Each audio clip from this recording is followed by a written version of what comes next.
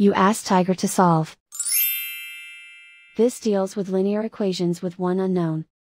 The final result is x equals 24. Let's solve it step by step. Group all constants on the right side of the equation. Add 5 to both sides. Simplify the arithmetic.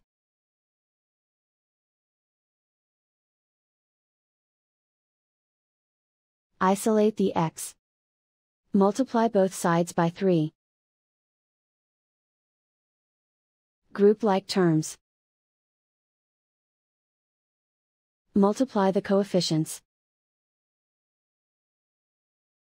Simplify the fraction. Simplify the arithmetic. And so the final result is x equals 24.